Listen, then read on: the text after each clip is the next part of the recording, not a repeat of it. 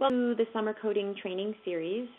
This is Ray Ellen Kishba, and I am the Director of Customer Success here at MedRegs.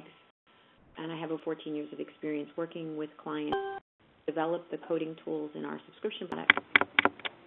And what I'd like to do in our session today is show you around the procedure coding reference tools. A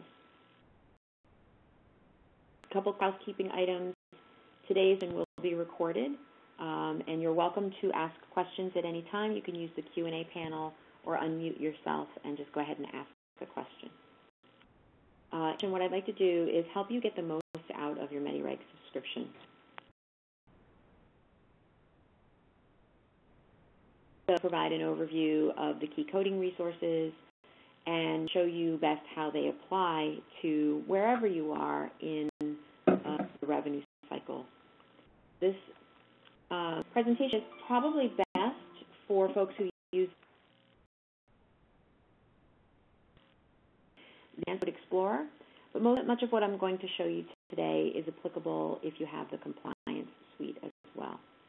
We're going to walk through the Electronic Procedure Code Book, the Code Explorer tool, and also demonstrate some best practices for getting daily alerts from the system really appropriate for coders.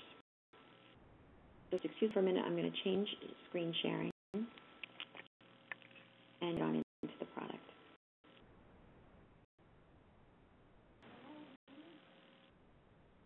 So over the navigation pane of all of the products, you'll find a code books and guidance down menu.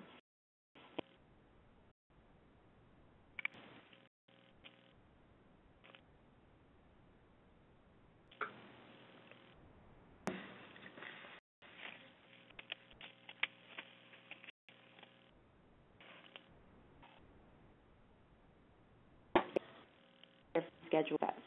So APC, Physician Fee Schedule, MSDRG, and CCI Code Books. Those are all for your subscription as well.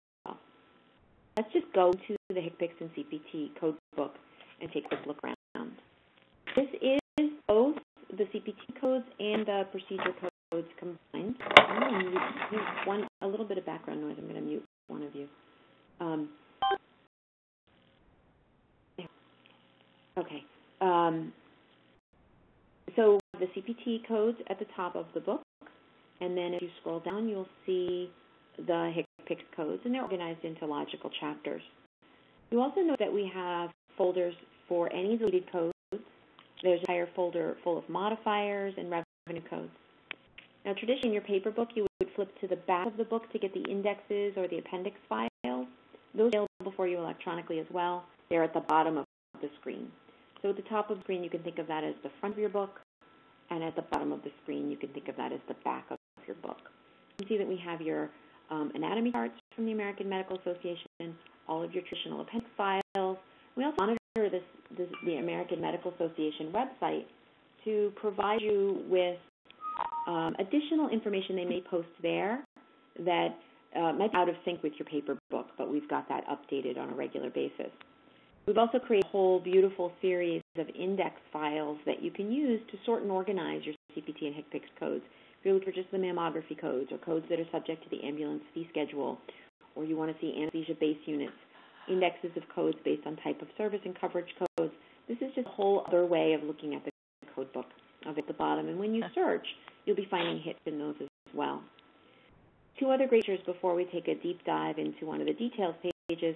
I want to point out to you that at the bottom of each of our code books, we try to put 3 common documents. There will be a glossary of terms. So on your main details page, you might see us tossing around a term. You don't know what that term is. I know. Hi, I can hear you. It's most likely to find down here in the glossary. Next up, we have an updates and changes report. It's almost impossible to keep up. I just find it hard to keep up.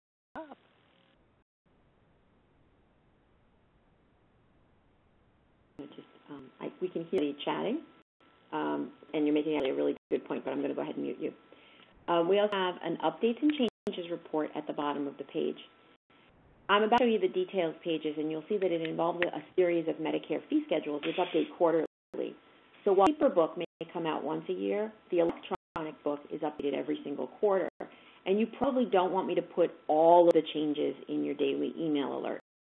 So you'll see in this updates and changes report, which does appear in your product, in your daily alert, what codes have recently been changed and why. And then finally, at the bottom of each of the code books, you'll see a download center, because customers do frequently ask us, like, where did you get those codes, and can I just get the raw data file? And access to that down here at the bottom. Those will typically be hyperlinks to other references where the information has come out directly from the publishing agency like CMS. Okay, look at the procedure code chapter sections. First, I want you to notice that I'm not searching. I'm browsing, like I would in my paper book, where I flip open to a chapter and I find the code that I'm interested in. So if I'm in radiology codes today, I can open up the radiology chapter. You'll notice there's a detailed page for every single CPT code, and can scroll down and pick the one that's interesting to you. Once into that detailed page, you're going to see the information you would normally see in your paper book. And I'm going to check one that has some instructions. So here, let's take a look very carefully at all of the information that's available for each CPT code.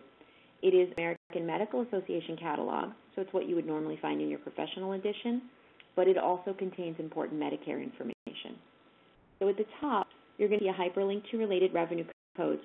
Watch the little trick that I'm about to do. Instead of clicking on that button, I'm going to right-click and open it in a new tab. I very frequently will have multiple MediRegs windows opened at once. That way I have to keep using my browser back button. So there are the revenue codes associated with that CPT code. Next, you'll see chapter, heading, and subsection information. So 75756, this CPT code, lives in the radiology chapter of your CPT book. If you want chapter guidelines, they're right there. It's under these various headings.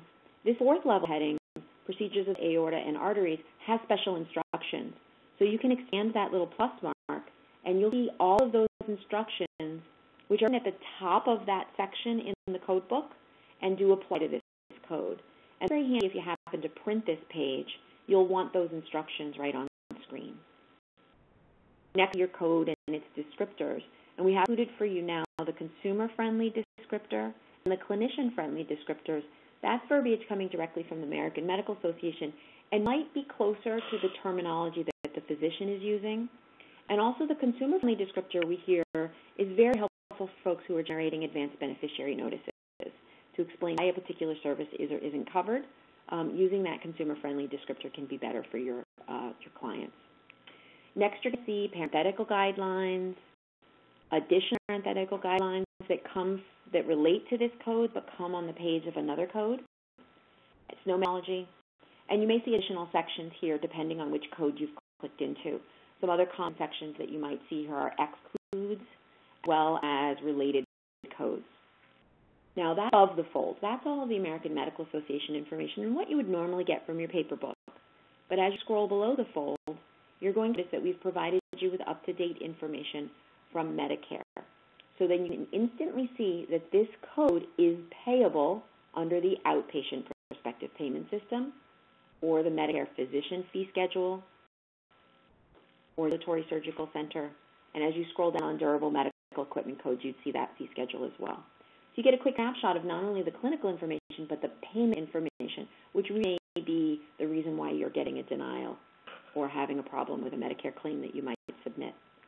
Now on each of these pages, you're going to see the national unadjusted information, and you'll see click through additional content that might be useful to you. And again, my suggestion on that is often to just simply open that up in a new tab rather than have to hit your browser back button so many times. You can page, and when you come back, we'll take you to the updated page. So having said all of that, I do want to show what happens when you search in the book. So I frequently browse, but searching is possible. And what you'll, when you search is you'll find that code page that you were just on, but you'll also find additional pages.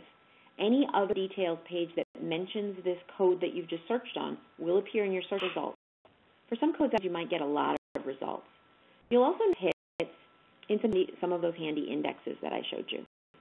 So for here, I noticed that Medicare considers this an imaging procedure including cardiac cath. And if I look at some of the other match results, I might additional indexes at the bottom.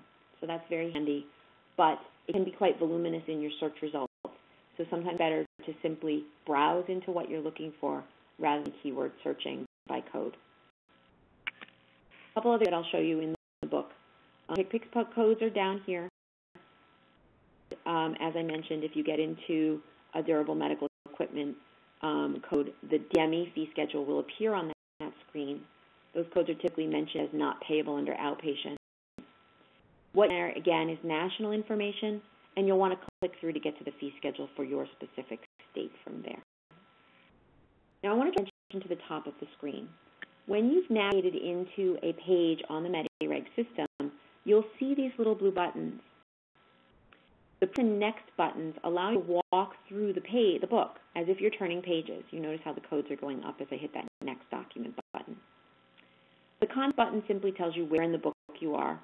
Was also told to you right up here, but if you happen to have landed in a PDF document, this information is not on screen, so the contents button will give information. The printable button gives you a fresh, clean copy of the document that you've just clicked on.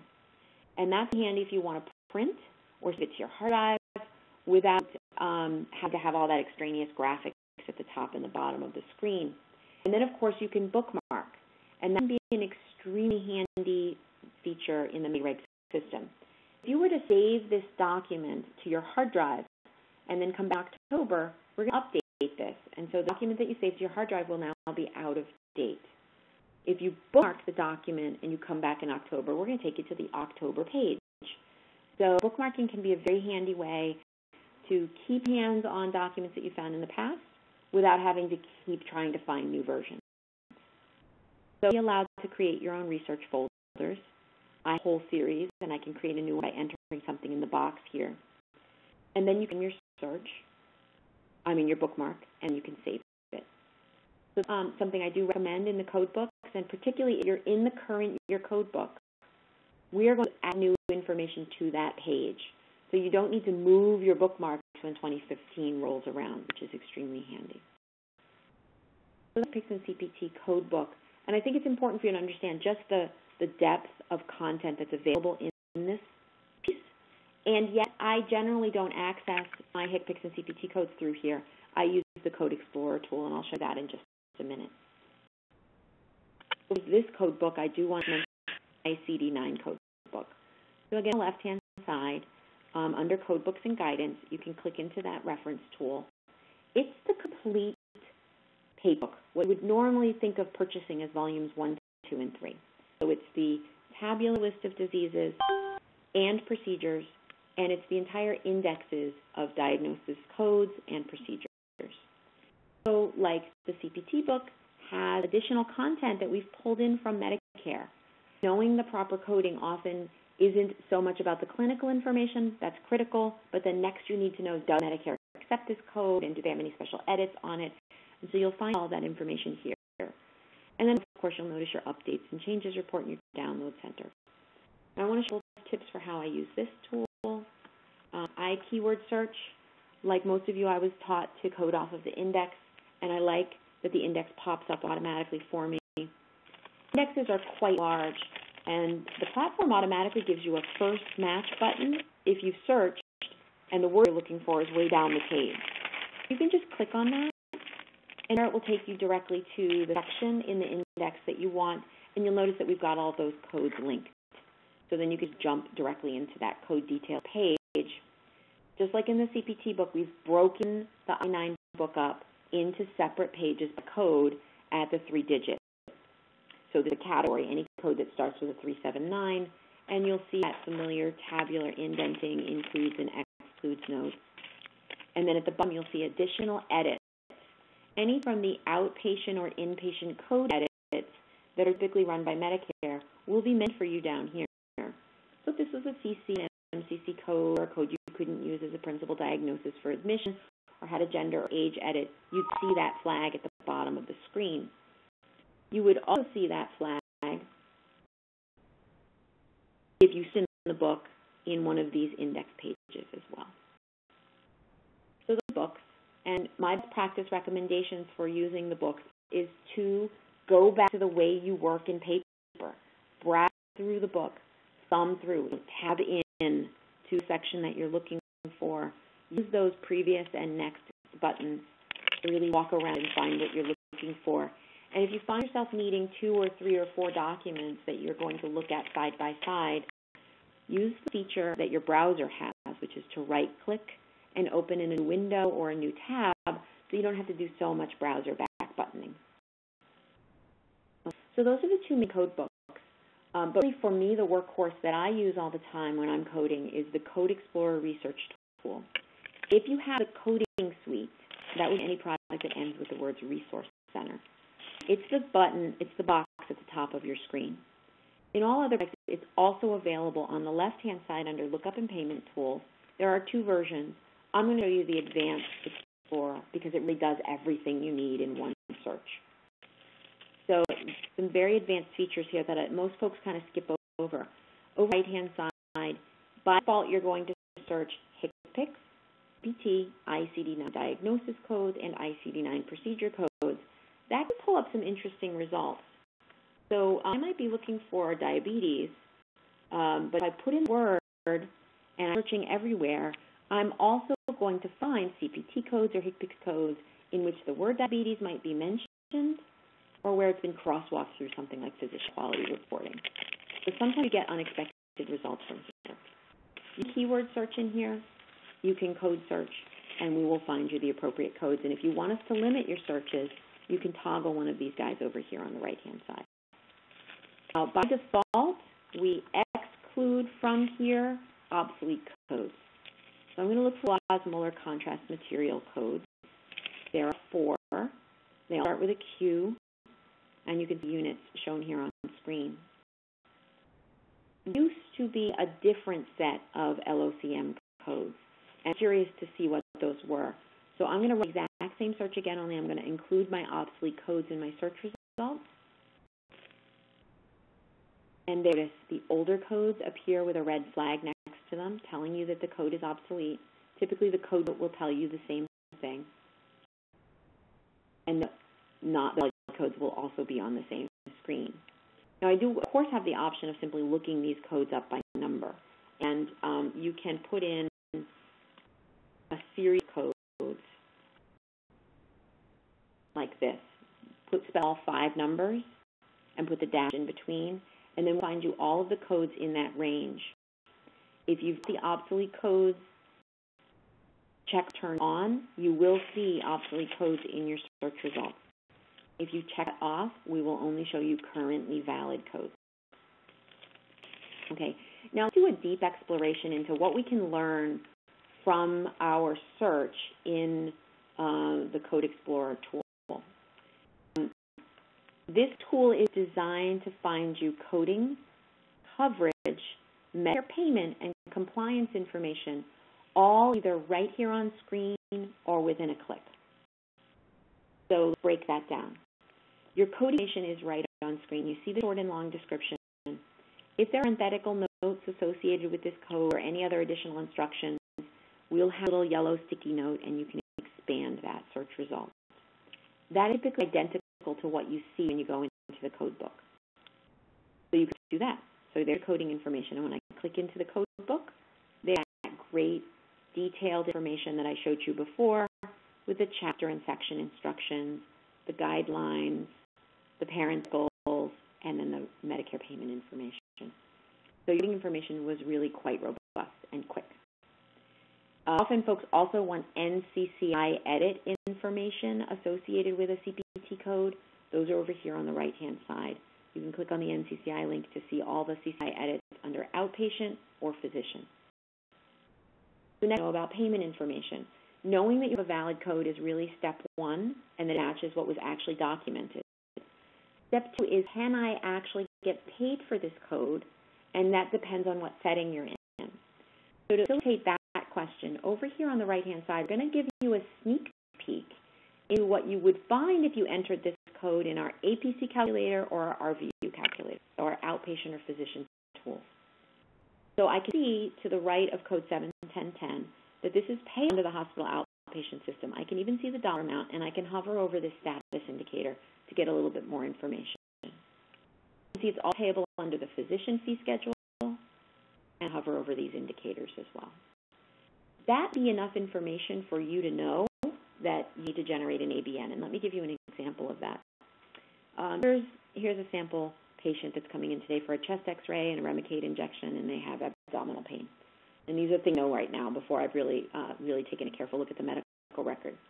I can hover over here on the right and notice that Remicade injection is excluded from the physician fee schedule, which means care is not going to pay for the patient to have that injection in the doctor's office. That's a good reason to generate an ABN, and I didn't even need to look at the coverage determination. Now, those calculators do allow you to set a geographic region. So if you were gone into those tools and chosen your geographic location, then when you're using Code Explorer, it's going to automatically calculate the wage index or geographic adjusted indexed payment rate for settings that you've got in those two tools.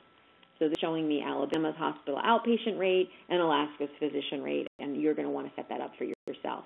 When set it up, they're going to show national unadjusted, and also the national unadjusted is in the code book. So that's and payment right on screen or within a click. Cover next.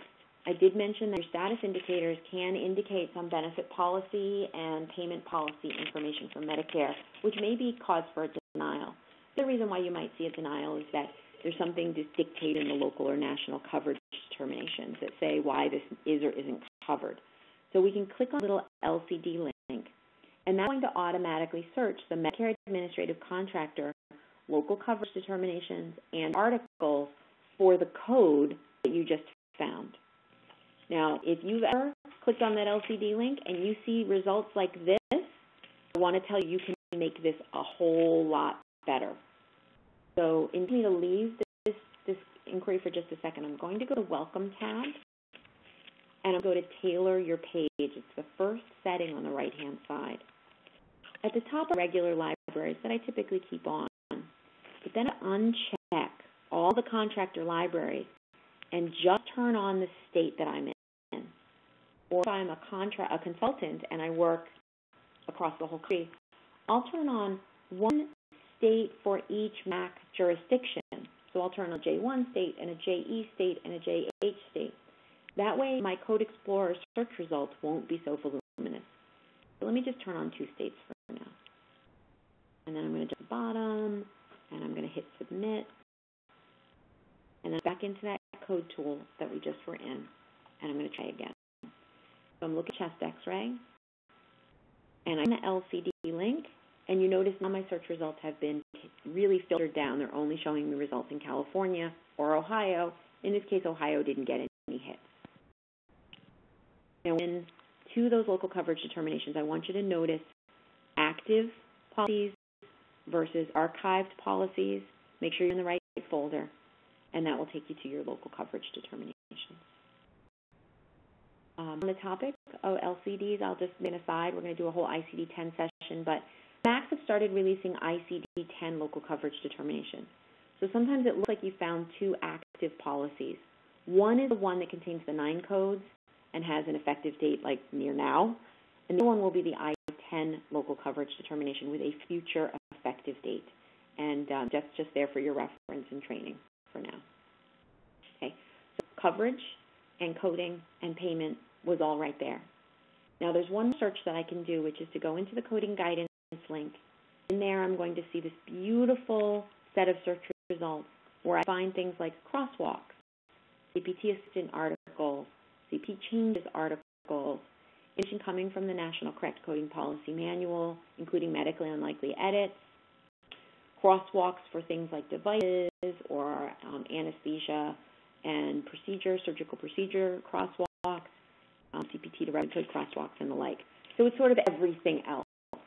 And that's when I say we design Code Explorer to tell you coding, that's right here, coverage, that's right here, payments, right there on screen, and everything else or compliance is under that coding guidance link. And it's probably a good idea for you to go to your code books and guidance drop-down menu, click on guidance for coders, and take a careful look at this library. This is what we search from Code Explorer when you click on that link. And so you get a sense of where we're casting that net. I'm going to check real quick. I had a couple of key points I wanted to make sure that I didn't miss in talking about the coding references, and I want to make sure I've got that. And I'm also completely open to questions if you want to answer them into the Q&A panel. The electronic code book, it is a good idea to use it like a book. Browse book you. Actually, I might go back to my slides for this. Just let me reshare.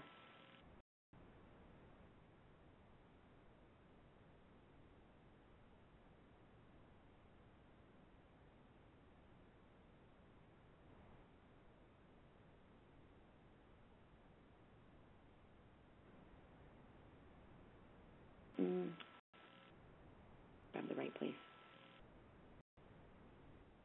The procedure code book does contain all of your AMA instructions, as well as Medicare fee schedule information.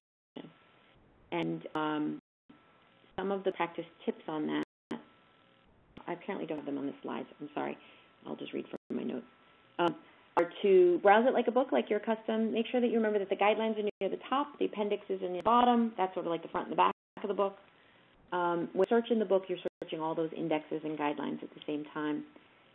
We have added enhancements to our book that take it beyond your paper book, the download center, the updates report, all of those CMS reference materials. And you should use the regular platform features to enhance your understanding of the book. So use the browser forward and back buttons, do and save a bookmark and print, use a printable document. The Code Explorer tool, I mentioned that you can search for a single code or multiple codes. You can use a code range. You can also turn on or off the archived searching. And we mark the obsolete codes for you in red. And you can limit your search to just the CPT codes or just the ICD-9 codes. There's one feature I didn't mention, and I do want to make sure that I show this because this is a very common question that we get. You can use Code Explorer informally, crosswalk, if you're trying to translate between outpatient and inpatient. And let me give you an example. Say I have an atherectomy code, and maybe we admitted the patient and then found later on that we probably shouldn't have admitted the patient, and now we're going to rebill it for Part B. So down at the bottom are my ICD-9 procedure codes that apply to atherectomy services. And at the top are my CPT codes. Now, it always work because the verbiage of CPT and ICD-9 can be quite different. But you can try to keyword search, and since you're searching those two procedure code sets at the same time, it acts as an informal crosswalk, and that's the best we can do. There is no formal proc-to-proc crosswalk from Medicare, and so we use this tool to sort of let you do that informally. And my experience is that the CPT codes may be more precise and use more modern language, whereas the ICD-9 procedure codes may be more generic, and so you might play around with your search terms to try to do that mapping. A couple of points that I want to make. I'd show you the importance of tailoring your page. I'll show you just a couple more features, and then we'll be at the top of the hour, and I'll be open to questions and let you go. Tailor your page. Get rid of the states, even systems, and the content areas that aren't useful to you. It's really this state contractor tailoring that's going to make your LCDs more relevant. It's also going to magically fix your daily email alerts. So you may have noticed that we send you a really big email on Fridays and Saturdays when we update the LCDs. Once you tailor your page, those alerts are going to magically get smaller. They're only going to include the content that you left in your folders that are checked on. I showed you how to bookmark. Let me remind you of that. If you find a document that you think is interesting in our system, at the top of your page is the bookmark button. And you just click on it, put it in one of your folders, name the bookmark. We're always going to take you back to the updated page. There's other customization. And by the way, your bookmarks are all here on Settings under Manage Your Bookmarks. So you can see my whole list of folders. And in folders, all the documents that I've bookmarked. And then I can fetch any of those documents and get right to where I need to be. There's another advanced feature that I think is really important for coders. And it's the stored search. because most coders want alerts, not generically what's going on in Medicare, but they want to know what's going on in their practice, their specialty. So I'm going to browse content, and I'm going to use the search box right here. Let's say I wanted to search for atherectomy. I can absolutely do that, and you can see I get great search results across local coverage determinations, crosswalks, anything in those folders. It's a pretty fast search, and I store it. When you store search, you're going to be given an invitation to create your own research folders. You can see I have some here. You can name your search, and you can automate it. So I'm going to pick weekly, and let me tell you what would happen. On Sunday night, MediRegs will read all the documents that appeared in my What's New. And if any of those new documents actually contains the word atherectomy, they're going to send it to me eligible up. So I noticed that Transmittal 1882 CP came out. I had no idea that it was about atherectomy. But since my word appears on that document, MediRegs is going to ship it to me. And what's nice about the stored searches is you never have to look at this big, giant list again. We're only going to send you the single new documents that just appeared each day or each week. Now, there's one challenge with setting up a stored search, which is what to call it. I'm going to go to advanced search and give you an example. Let's say I'm in the radiology department and I want to keep up with chest x-rays. It turns out that there's a bunch of chest x-ray codes. So I can enter them all in the box, use any of in the advanced search feature. And instead of finding a document that contains the word 71010 and 71015 and 71020, I'm going to find any document that contains either of those codes. But sometimes Medicare talks about something without actually coding it. So I also want to search for the phrase chest x-ray. So think about it. It's a very smart search.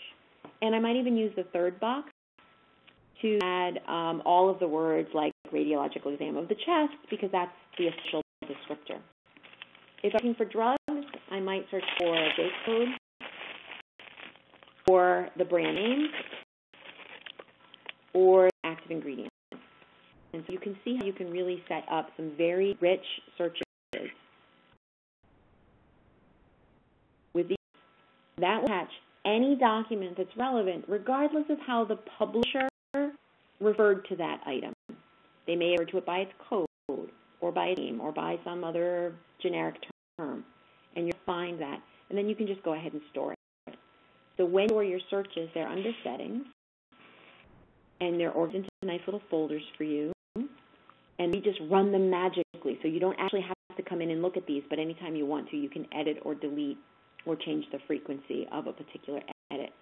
Now, I work very closely with a number of clients who have specific watch lists that they want to create, and sometimes it's easier for me to just show you how to do it rather than you figuring it out for yourself.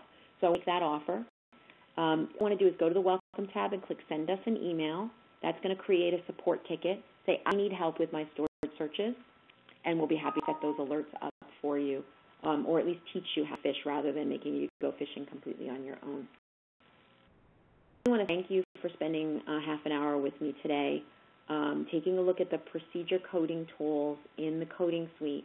We'll be doing a whole series of additional half-hour sessions where we take a deep dive into NCCI, the calculators, medical necessity, ICD-10, and we're open to any other topics that might be useful to you. Is there anybody on the call that has any additional questions that I can answer while you've got me? Thank you very much for your time today. Have a great day.